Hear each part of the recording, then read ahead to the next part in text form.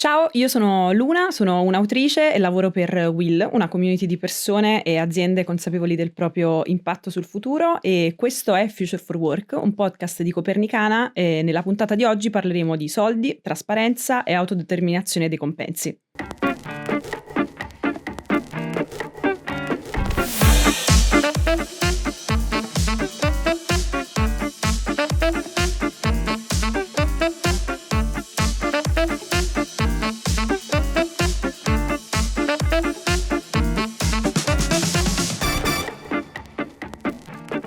Buongiorno Francesco. Buongiorno, ciao Luna. Come stai? Bene, bene. Bene, oggi siamo con Francesco Frugiuele, che è anche tra le altre cose, cofondatore di Copernicana. La prima domanda, diciamo proprio più banale, la prima curiosità è: da dove nasce Copernicana? Copernicana nasce dalla risposta delle frustrazioni che avevo, che in molti abbiamo e hanno. Io ho fatto il manager per tantissimi anni, ho fatto il manager per quasi 20 anni, ho fatto tutta la mia brava carriera aziendale, passando da assistente, capoprogetto, fino a amministratore delegato, in realtà più o meno grandi. E in tutte le posizioni che ho ricoperto ho sempre pensato che c'era qualcosa che non funzionasse. Ho sempre pensato che il sistema fosse... All'inizio pensavo in realtà di essere io, di non essere all'altezza. Prima, dire la verità, pensavo che fossero i miei capi che non erano all'altezza, poi che non fossi io all'altezza. Poi piano piano ho fatto mente locale che il sistema era un sistema che lasciava fuori dei pezzi. In qualunque posto fossi della gerarchia c'era qualcosa che non funzionava. Girando la seconda parte della mia carriera ero spesso all'estero, molto negli Stati Uniti, in Sud America, e girando, ascoltando storie di altre persone, ho iniziato a registrare che in realtà c'erano delle alternative a come noi lavoravamo, che il modo in cui si lavora nelle aziende è stato progettato tanti anni fa, tantissimi anni fa, e che nel frattempo ci sono stati altri esperimenti, altre ipotesi, e quindi che non fossi da solo a pensare che il sistema non funzionava così tanto bene. Copernicana nasce un po' con l'idea: perché non proviamo a portare in Italia questo modo alternativo, questi modi alternativi di pensare all'azienda e alle organizzazioni. Quando dici noi, intendi noi italiani o noi europei, e perché hai trovato, diciamo, l'ispirazione fuori dall'Europa? Quando dico noi, nel senso di chi ha bisogno, intendo tutti. Italiani, europei, americani, sudamericani, asiatici, australiani. Io ho lavorato in Sudafrica per qualche anno in una startup molto innovativa, pensavo che quello fosse la soluzione, andare in un posto molto innovativo, lì avrei veramente trovato un funzionamento dell'azienda adeguato. Invece no, anche in quel contesto si replicavano gli stessi schemi, che alla fine sono gli schemi della rivoluzione industriale, quindi non di Ford di 100 anni fa, ma della prima e della seconda rivoluzione industriale di 200-300 anni fa. Allora, uno degli argomenti, diciamo principali o che mi ha colpito di più è quello della trasparenza. È un concetto che passa dai valori ai soldi, ai compensi, no, è un concetto centrale all'interno di Copernicana, è un valore importantissimo, ma che cos'è per te e come lo applichi all'interno di Copernicana e come pensi che dovrebbe essere applicato anche all'esterno? Allora, la trasparenza è un principio fisico, è un principio morale, è un principio su vari fronti. Per me la trasparenza è uno strumento al servizio di una visione del lavoro, che è la visione per cui le persone, il più possibile, devono essere messe nelle condizioni di lavorare come persone adulte, di non aver bisogno di qualcuno che gli faccia da badante esatto, da babysitter o del papà o della mamma. Ci sono molte dinamiche nelle aziende che ricordano delle dinamiche familiari, però distorte, rovinate, perché poi siamo fra adulti. Le stesse persone che fuori dall'azienda fanno mutui, fanno figli, comprano cani, comprano macchine, comprano case, cioè prendono delle responsabilità pazzesche. In azienda hanno bisogno del chiedere il permesso per fare una spesa da 20 euro o per decidere se un titolo è in carattere 14 o 16, no? Quindi il principio di fondo, quello che io cercavo nel mio lavoro prima e che Copernicana in qualche modo nasce per provare a portare nelle aziende, è quello che noi chiamiamo il self-management, ma che potremmo dire l'autonomia nel lavoro, cioè permettere alle persone di lavorare con autonomia. Potremmo anche dire l'imprenditorialità nel lavoro, potremmo dire che noi vogliamo il più possibile lavorare in contesti di cui abbiamo il controllo.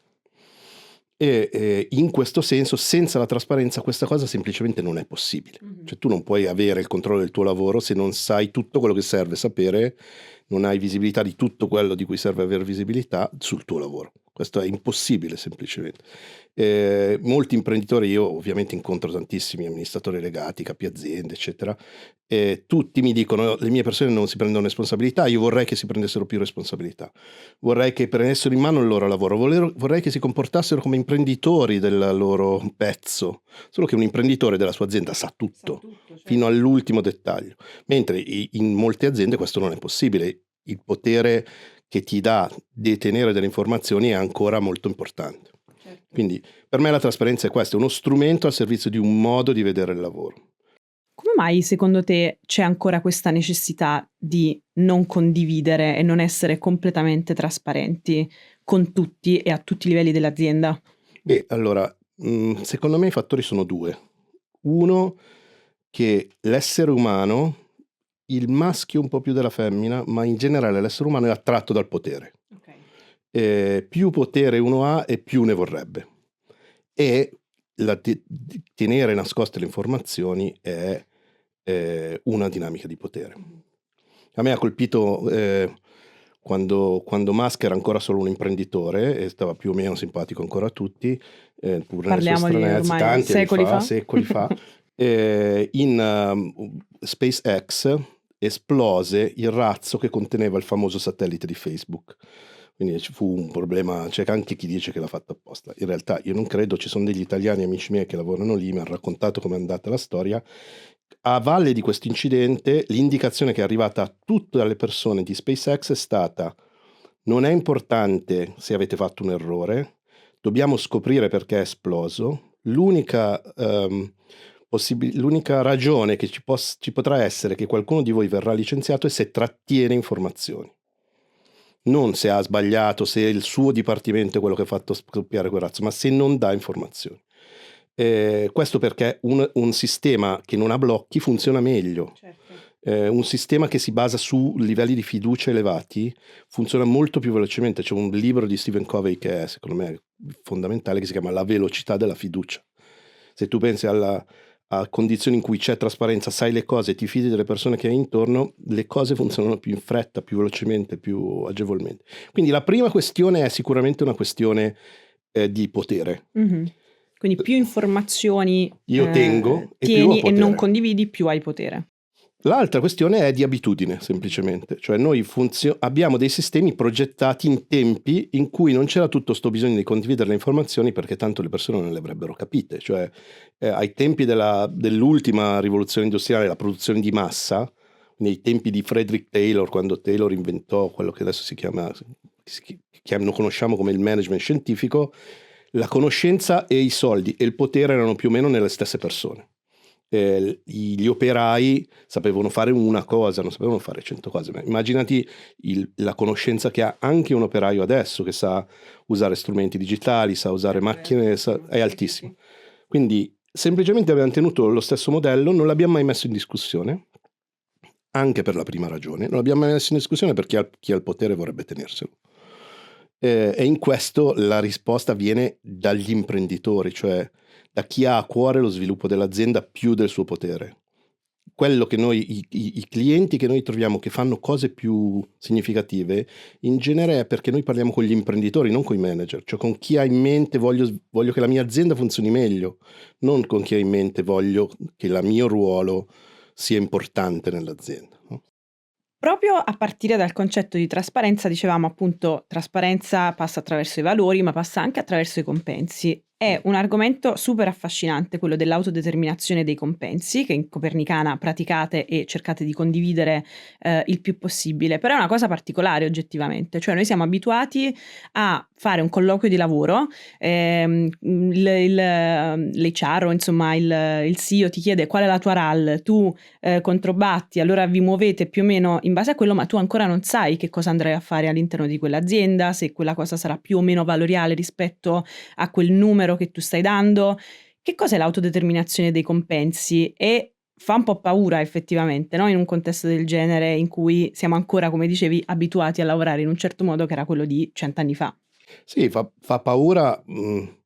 Immagino che non faccia paura alle persone che possono Esatto, autodeterminarsi. a me farebbe meno Esatto. paura, forse al mio capo un po' di più. E quindi questa è la prima questione, perché non dovrebbe fare, non fa paura a te, fa paura al tuo capo, perché sostanzialmente lui pensa che tu non abbia gli elementi per poter decidere un numero Vero. che sia adeguato per te e che non ammazzi la tua azienda. Quindi questa è la prima questione.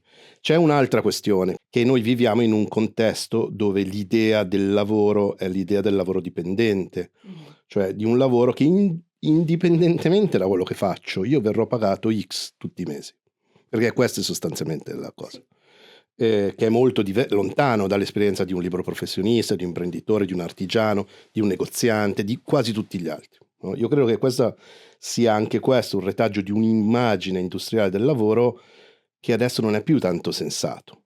Se tu vuoi avere agency, come si dice, voce in capitolo sulle cose che fai, ragionevolmente ti aspetti di rispondere del fatto che se le fai bene funzionerà, il tuo reddito cambierà in un certo modo, se le fai male in un altro, no? Quindi c'è questo disturbo nel sistema, il lavoro dipendente, il rapporto di lavoro subordinato tende un po' a appiattire tutta questa cosa. E quindi io tendo a ribassare, perché siccome non c'è modo di modulare la tua retribuzione con il tuo impegno, non più di tanto, io tendo a metterla a ribasso, faccio il minimo comune denominatore, il minimo comune multiplo, no? Non il massimo, perché se faccio il massimo poi tu non funzioni come pensavo, no? Quindi innanzitutto il tema dell'autodeterminazione rientra delle retribuzioni, rientra in una autodeterminazione più grande di tutto un sistema che si inizia ad autodeterminare, in cui le persone si trattano come pari, banalmente, che contiene anche, un tempo un mio amico americano mi disse: la responsabilità contiene l'autonomia, libertà nel lavoro contiene l'autonomia e il fatto che rispondi di quello che fai, e per rispondere rispondi nel bene e nel male. Quindi in Copernicana questa cosa è molto forte, cioè di fatto noi abbiamo un cosiddetto reddito di copernicanza, no? Un reddito base che è molto basso e che è uguale per tutti, per me che ho fondato l'azienda o per l'ultima persona che è entrata ieri. Che funziona sempre. Sempre. È sempre attivo. Sempre attivo, è molto basso, tutti lo prendiamo ed è chiaro che cosa paga. Paga le riunioni, le interazioni fra di noi, le attività di base, no? L'idle di un qualche ciclo energetico, la parte base. Tutto il resto, se lavori vieni pagato, se non lavori non vieni pagato. Ovviamente questo funziona bene, tanto meglio quanto più ognuno ha agency, come dicevamo prima, ha voce in capitolo sul fatto che lavori o no. Perché se io devo aspettare che qualcuno mi dia il lavoro e non ho modo di fare niente, non sarebbe un sistema molto giusto. Semplicemente come vado in una piazza, aspetto che qualcuno mi dia a lavorare. Da noi non è così, cioè ognuno di noi può contribuire a costruire regole, a cambiare sistemi per lavorare meglio, per lavorare di più, ha spazio. Per esempio le nostre retribuzioni sono tutte in chiaro, cioè se tu lavori in Copernicana e vuoi sapere quanto guadagno io, lo sai, vai in una pagina dove c'è scritto anche quanto guadagni tu, ma anche quanto guadagno io, giorno per giorno aggiornato, sempre online. E questa cosa potrebbe o ha mai creato, o in un'azienda che magari vuole appunto attuare l'autodeterminazione dei compensi e la trasparenza degli stipendi e dei compensi, creare dei conflitti? I conflitti su queste cose ci sono sempre. Chiunque di noi abbia lavorato in un'organizzazione con più di 3 persone sa che degli stipendi tutti parlano, se li confrontano lo stesso si chiedono o si immaginano o poi pensano quello lì prende di più perché è amico di quello là, quello lì è riuscito, no? Sì. Queste cose ci sono sempre. Sì.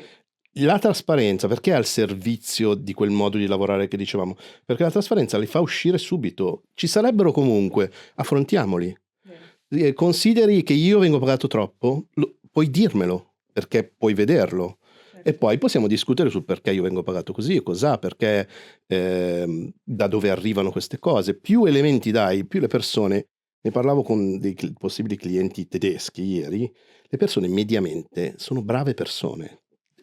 Quasi tutti, cioè in una società la gente in carcere è fra il 2 e il 3%. Sì, No? sì. Quindi perché le aziende dobbiamo pensare che invece la gente che ci sguazzano è il 30, il 50 o il 90? No? Mediamente le persone sono brave persone, che tendono a collaborare, che sono in grado di collaborare. Devi costruire un sistema che lo permetta. La trasparenza è una delle cose che è più potente in questo senso. È interessante perché tra l'altro io penso sempre al fatto che per esempio io ci ho messo una vita a condividere il mio stipendio con mia mamma, no, cioè con mia mamma che non è manco cioè una mia collega, però se ci penso io non ho la più pallida idea di quanto guadagnino i miei colleghi e loro probabilmente non sanno quanto guadagno io. E questa cosa crea un tabù e crea anche forse a volte un po' di tensione.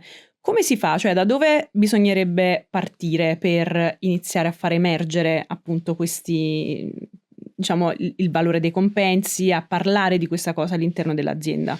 Beh, questo vale come in ogni tema che tocca la cultura, o il mindset, il modo di pensare le cose, sono le pratiche che cambiano il mindset, no? Per me è facile questo esempio, poi qua siamo in video, giusto?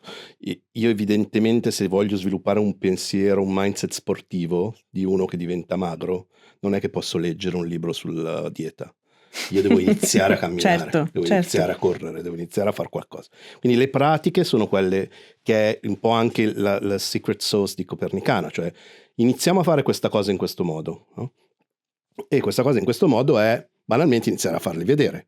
Okay. All'ultimo nostro off-site, come si dice, raduno, sai che noi lavoriamo Sì. tutti sparpagliati per l'Italia, quindi ogni 2 o 3 mesi ci vediamo in qualche posto a lavorare insieme per 2 o 3 giorni. Una delle cose che abbiamo fatto perché qualcuno l'ha chiesto è: ci siamo messi tutti eventi erotti davanti a uno schermo in cui erano proiettati gli stipendi di tutti, suddivisi sulle varie cose, e la gente poteva chiedere: ma perché questo? Ma perché quello? Ma cazzo, ma Jamie, tu guadagni di più quest'anno. Tu stai. Questo tipo di conversazione, ovviamente, se è fatta di nascosto, c'ha un po' quel senso, no, del torbido. Se è fatta all'aperto e ripetutamente la fai, poi la rifai, poi la rifai, piano piano impari anche a interagire, perché è chiaro che c'è chi è magari più portato, ha meno vergogna, ha meno un retaggio familiare o del lavoro in cui certe cose non le puoi dire o le puoi dire. Queste cose, però più Certo. lo fai, più ne Più discuti. smonti un tabù. Per esempio, da noi cosa succede? Forse non ne abbiamo parlato a sufficienza. In realtà il grosso della nostra retribuzione viene definito dai team di lavoro, non viene definito da un ente da qualche parte. Come funziona l'autodeterminazione da noi? Funziona che tu dici: io vorrei guadagnare, che ne so, 50.000 euro a fattura quest'anno. 12 mi arrivano dalla paga base, Dal reddito sì, il reddito di Copernicanza. Ho delle attività interne che ho negoziato con i miei colleghi, potrebbero valere, che ne so, altri 10, ne mancano 28. Okay? Questi 28 non sono garantiti, come dicevamo, ma devo andare a lavorare sui progetti perché questo avvenga. Poi immagini di questo vale per 50, 100, 200, quello che sarà. No? I progetti, quando entra un progetto da noi con un suo budget, ha un budget fisso per pagare il lavoro, che è 30-40%. Il 30-40% dei ricavi serve per pagare le persone. E quali sono i soldi che ha quel progetto per fare quel lavoro? Siccome non c'è un capo, non c'è uno che dice tu guadagni 3, tu guadagni 7, io guadagno 5. Se lo devono Se lo dividere devono tra dividere loro. fra di loro. Ok. Quindi devono decidere quali sono le attività che vanno fatte, quali possiamo già dire, perché magari il progetto è breve, lo posso già fare, o il progetto è molto lungo e posso vedere fino a un mese, poi fra un mese dobbiamo risederci e rifare, no? Quindi questo tipo di dinamica è un'altra pratica. Io sono abituato a discutere con i miei colleghi del fatto che io che ho fondato l'azienda, che mi sento molto, molto competente, Certo. eccetera, ho dei colleghi che mi dicono, ma sai che c'è? Questa attività che vuoi fare tu, io lo posso fare a lui, che costa Se la molto tolgo meno a di te, te. sì, Perché la devo fare con te? No? certo. Chiaro che questa cosa funziona se tutto è fra pari. Se io Esatto. ho la mia leva segreta che dico, ah, sai che c'è? Se tu fai così, io ti spengo. Sì, sì.